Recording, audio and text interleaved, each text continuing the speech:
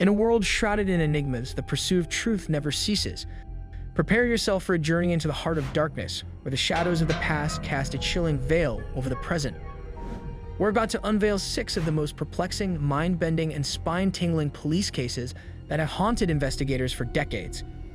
These baffling mysteries remain unsolved, leaving us with more questions than answers. So brace yourself as we dive into the unknown, venturing beyond the realm of reason and exploring the chilling stories that have confounded the brightest minds in law enforcement. Are you ready to face the inexplicable? 6. The shadow of the zodiac. In the depths of night, when whispers are hushed and secrets kept, an enigmatic figure lurks, known only as Zodiac. I do not believe that he was mentally ill. I don't think that he didn't know right from wrong. He absolutely knew exactly what he was doing. A shroud of mystery cloaked his sinister deeds as he haunted the streets of San Francisco from 1968 to 1969. Unlike those who keep their transgressions concealed, he reveled in his notoriety, taunting the authorities with cryptic letters inscribed with impenetrable ciphers. I believe that the Zodiac's MO was primarily initially to gain notoriety, to get attention, and I think it was a power trip for him. At least 5 lives were claimed by this malevolent phantom, yet he boasts of snuffing out 37 souls.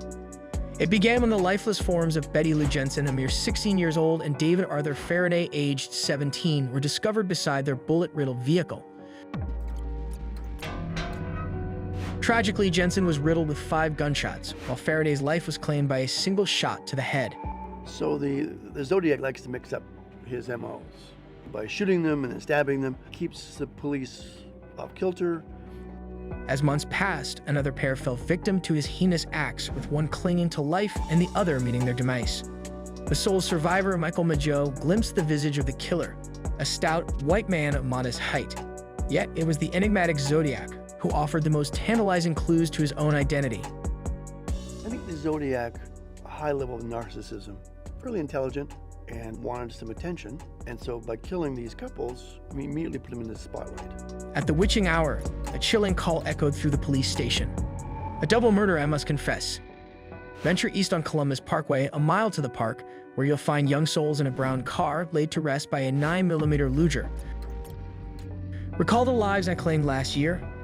Farewell. Poking the bear. What can I do to really keep things moving? He does not want to become irrelevant.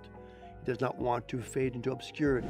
Not a moon cycle later, newspapers received the first unsettling correspondence from the Zodiac. He demanded they display his message on the front page or face a murderous rampage. Within these letters, enigmatic ciphers hinted at a hidden code, each signed with a cryptic cross-circle symbol. One such message was unveiled by a high school teacher and his spouse.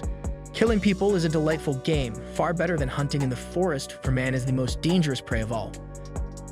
Slaying gives me the ultimate thrill, surpassing any earthly pleasure. In death, I shall be reborn in paradise, and those I've slain shall serve me eternally. My name shall remain a mystery, for you would seek to halt my gathering of eternal servants. The enigmatic Zodiac continued his harrowing deeds, leaving bewildering evidence for the authorities. Ciphers, anonymous calls, the cross circle inscribed on victims' vehicles, blood-soaked garments, and accounts from those who survived. Zodiac, a symbol that now stands for terror in San Francisco. Today, there was a possibly significant development in the terrifying case of the man who calls himself Zodiac. Yet in the end, his identity remained shrouded in darkness. I have headaches. Right. How long have you had those headaches, Sam? In a long time? Since I killed a kid. 5. The disturbing death of Elisa Lam. On January 26, 2013, 21-year-old Canadian tourist Elisa Lam checked into the Cecil Hotel in downtown Los Angeles. When she never checked out on February 1, nor had any contact with her parents, the Los Angeles Police Department was contacted. On February 19, 18 days from the last time she was seen, Lam's body was found floating and naked in a water tank on the roof of the Cecil Hotel. Her body was found due to hotel guests complaining about the hotel's water pressure. A dark color, it had like a brown tint to it.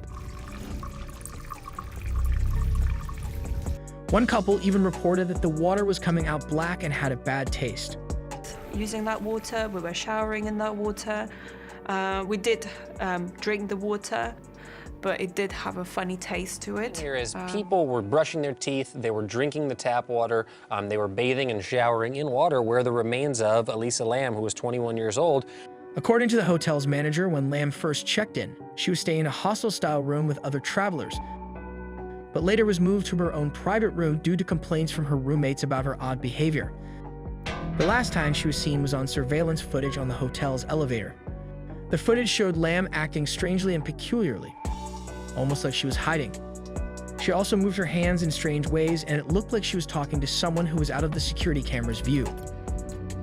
After her body and the surveillance footage were found, it was suggested she was on some sort of hallucinogenic drug. Even though Lam took 4 different medications for her bipolar disorder, toxicology studies reported that there were no traces of any drugs or alcohol that could have contributed to her death. There was also a theory that she was murdered and died as a result of drowning, but the autopsy report showed no evidence of trauma. To this day, no one knows how she was able to access the roof, climb into the water tank, and shut the heavy lid by herself. I want her family to know that she still loved them and thought of them even in those last days of her life. 4. The macabre mystery of the Black Dahlia. In the annals of unsolved crimes, the chilling tale of Elizabeth Short, or the Black Dahlia, stands out as a haunting enigma. On January 15, 1947, the grisly remains of the 22-year-old were discovered at 3800 S Norton Avenue in Los Angeles. Her body, severed in two and drained of blood, was so pale that the woman who found her initially mistook it for a mannequin. The mutilation was executed with surgical precision, leaving no damage to internal organs or bones. To add to the horror, her face had been sliced from mouth to ears, creating a ghastly, perpetual smile. The absence of blood at the scene suggested her body had been moved post-mortem. 9 days later, an envelope addressed to the examiner arrived, its message composed of letters meticulously cut and pasted from magazines and newspapers. It read, "The Los Angeles Examiner and other Los Angeles papers. Here are Dahlia's belongings, letter to follow." As promised, the envelope held Short's personal items, including her social security card, birth certificate, photographs, names on scraps of paper, and an address book with missing pages bearing the name Mark Hansen. All had been cleaned with gasoline to obliterate fingerprints. On March 14, a cryptic suicide note, scribbled in pencil, was discovered tucked inside a shoe amidst a pile of men's clothing by the ocean in Venice. The note read, "To whom it may concern, I have waited for the police to capture me for the Black Dahlia killing, but have not. I am too much of a coward to turn myself in, so if this is the best way out for me, I couldn't help myself with that or this. Sorry, Mary." Dr. George Odell, he was a famous physician. He was also the prime suspect and the killer of Elizabeth Short, better known as the Black Dahlia. The enigmatic clothes bore no clues as to their owner's identity. Despite numerous suspects and a plethora of leads, the identity of the Black Dahlia's killer remained shrouded in mystery, eluding authorities for over 70 years. 3. The glico-morinaga mystery. Prepare to be enthralled, as this twisted tale rivals the most captivating TV crime dramas. The plot unfolds with Japanese companies Ezaki Glico, renowned for its Pocky snacks, and Morinaga at the center. In 1984, a chilling incident occurred. Two masked men, armed and dangerous, invaded Glico's CDO Katsuhisa Ezaki's mother's home, binding her and seizing the house key. Upon entering his residence, they subdued his wife and daughter. As Mrs. Ezaki attempted to negotiate, it became clear that the intruders sought something beyond mere money. Cutting off communication and storming the bathroom, they found Ezaki and his other children in hiding. The CEO was abducted and held hostage in a warehouse, with a staggering ransom of 1 billion yen and 100 kilograms of gold bars demanded. However, their scheme unraveled when Ezaki made a daring escape 3 days later.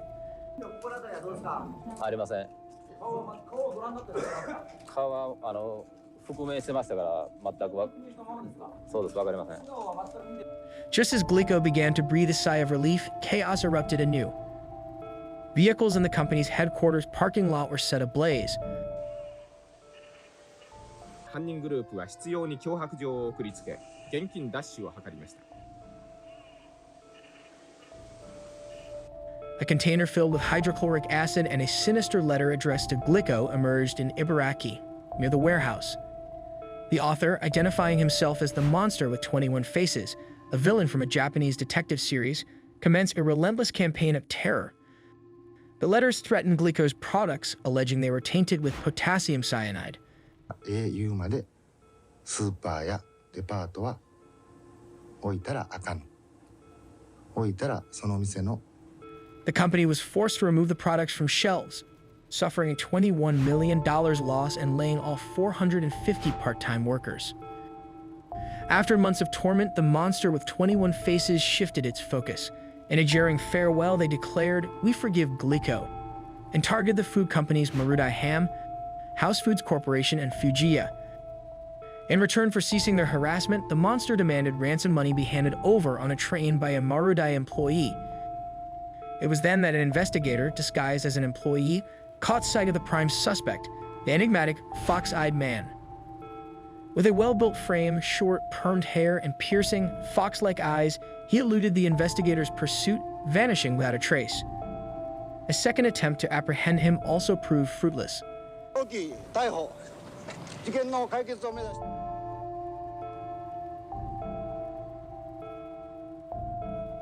The monster with 21 faces continued to taunt the police, and a year later, Police Superintendent Yamamoto, unable to bear the weight of his failure,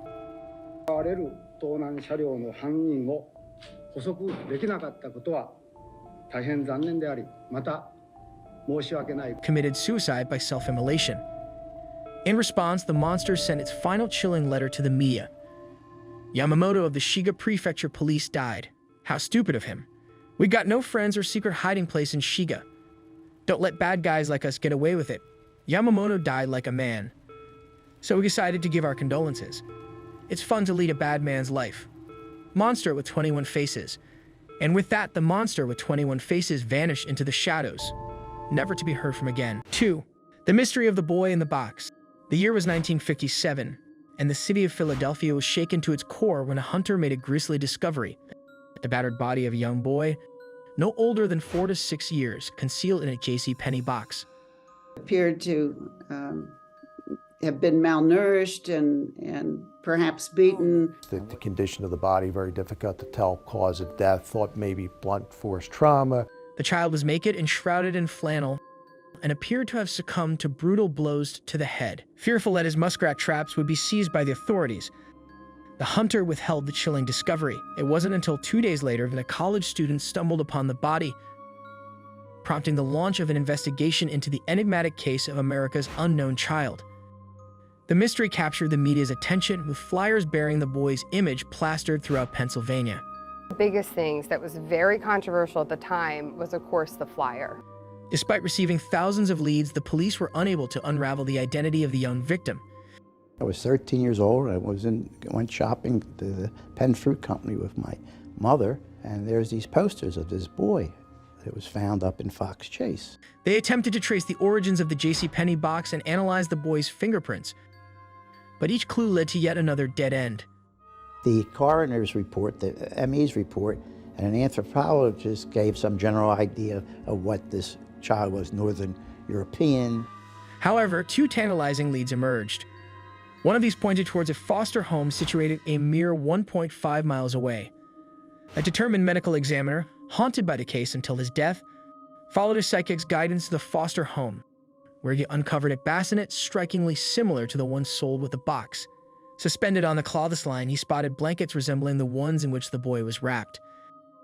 The examiner posited that the boy may have belonged to the stepdaughter of the man who managed the home, and that she sought to conceal her status as an unwed mother. Although the couple was questioned, the investigation was ultimately closed.